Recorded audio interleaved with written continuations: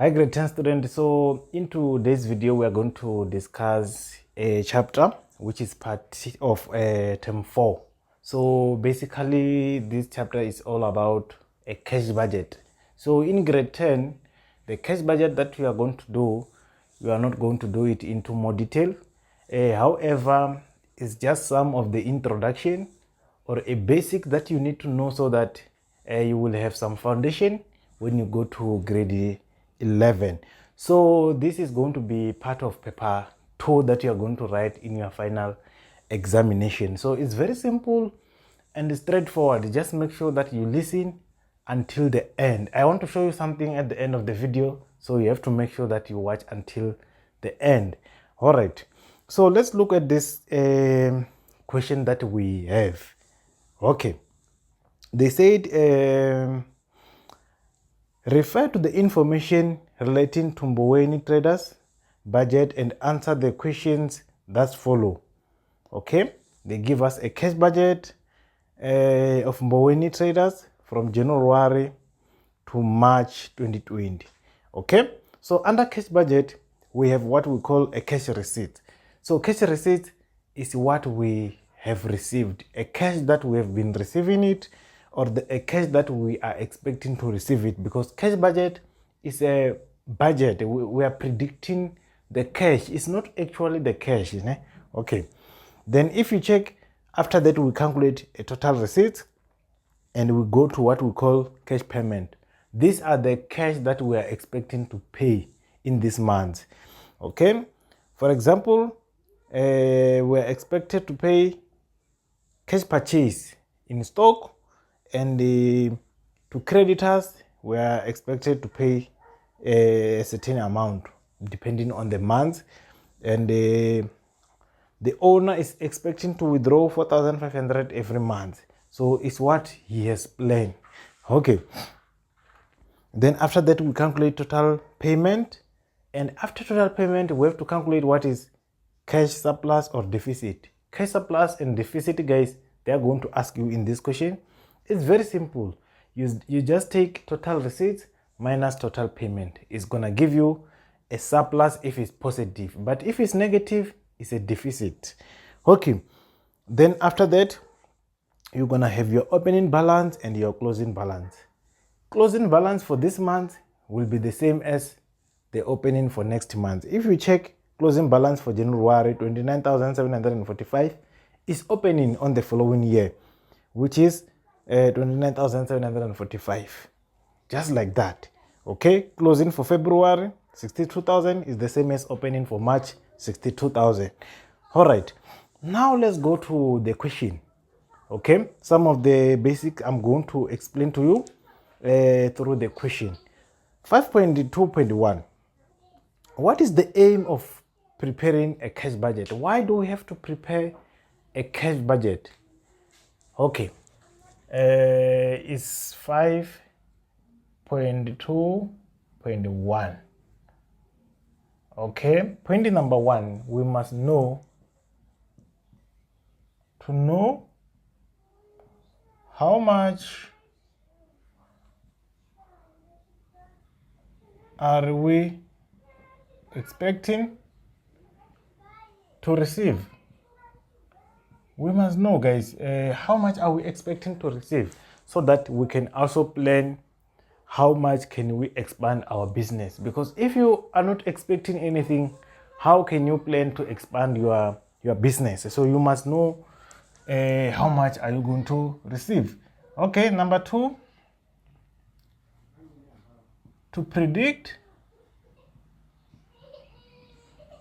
our expenditures, we must know how much are we going to spend in the future. We can't just wake up and say we want to buy a car today and we buy it immediately. No, we must first budget and see if we can be able to afford this, and what is going to be advantage of buying this car.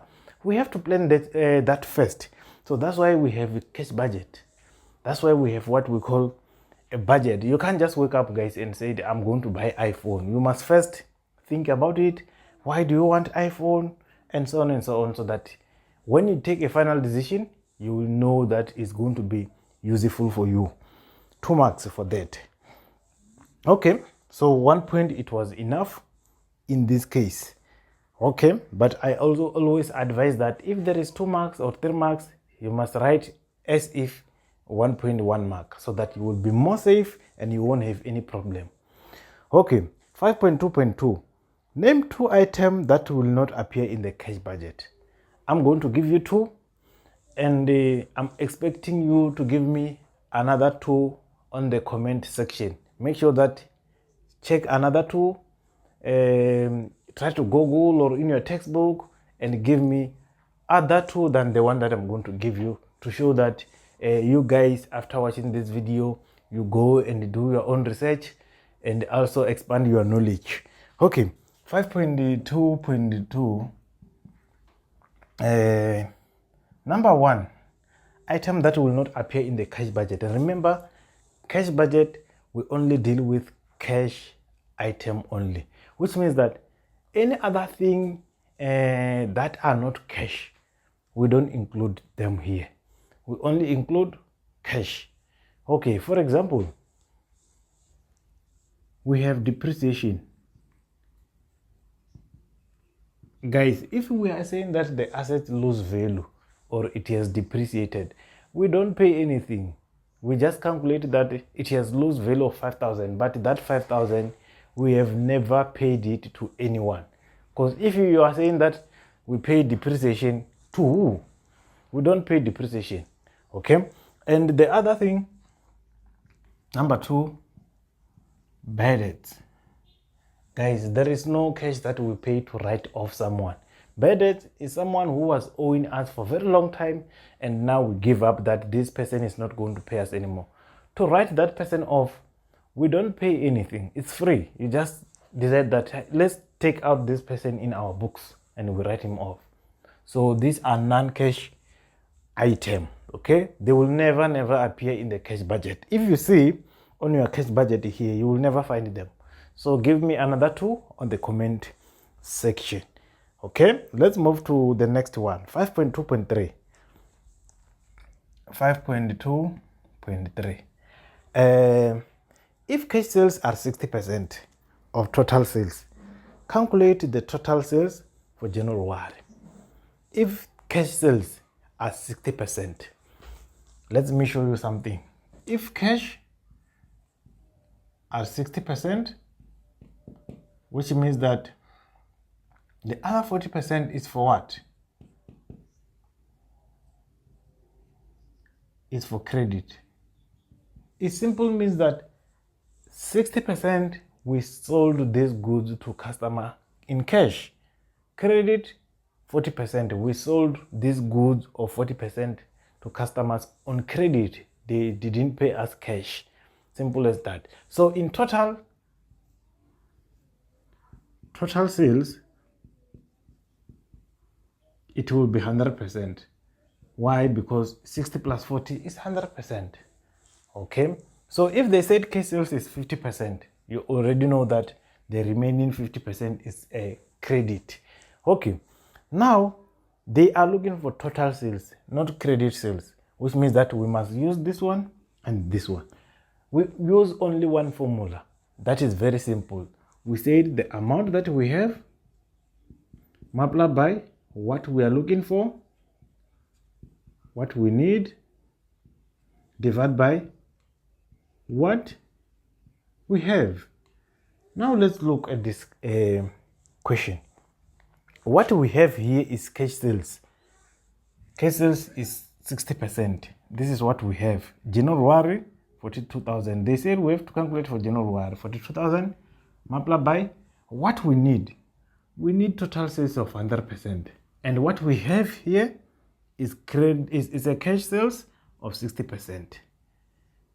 Okay, and if we calculate this, it's gonna give you an amount of 70,000. This is total sales, the one that we are looking for. Very simple. So if you do this, you're gonna get a 5 marks. That's a lot of marks, and it's very straightforward. Okay, and now the next one, 5.2.4. Okay, determine the cash surplus deficit for March, 3 marks. Okay. Remember at the beginning I said that to calculate surplus or deficit in your cash budget. Now let's look at the cash budget.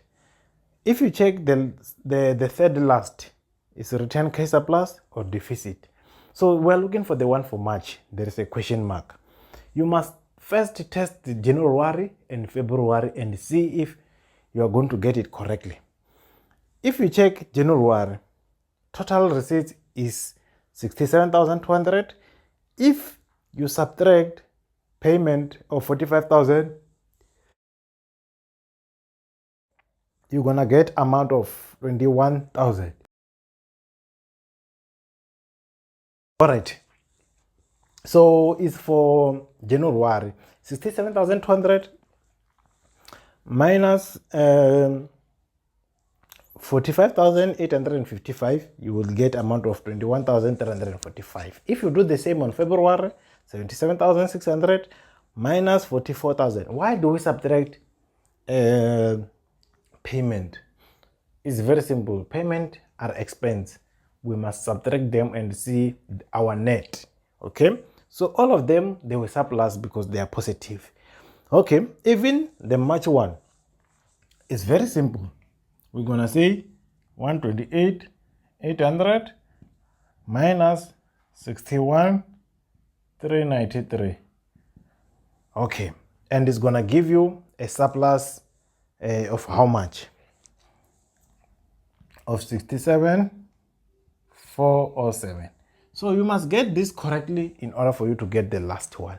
If you don't get this correctly, you're going to wrong the following one, because the following one, they are looking at the balance at the end for March. At the beginning we have it, but at the end we don't have it. How do we get balance at the end? Very simple. Go to February and take cash surplus of 32,000 plus 29,000 of opening. You add them together, then it will give you the closing balance. So guys, it's not always the case where this amount are positive. Even opening, it can be negative. Even closing, it can be negative. So if it's negative, obviously you subtract. Okay, so our surplus in this case is amount of 67,407. Then we said plus 62,405. Okay, then it's gonna give you amount of 62,405,000.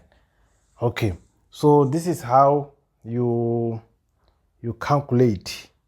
All right, no, if you add this together, it must give you more than that. Let me calculate. 67,407 plus 62,405. It's gonna give you 129,812. Okay, not the other way around. So it must give you this one. So it's very simple and straightforward. So that's how you are going to find the question of a cash budget. So for those who haven't subscribed, guys, I know that some of you are just watching. Please make sure that you subscribe. And also those who want to join our extra class, they are still available. So make sure that you join in time before the final examination. See you on part 2 for this one.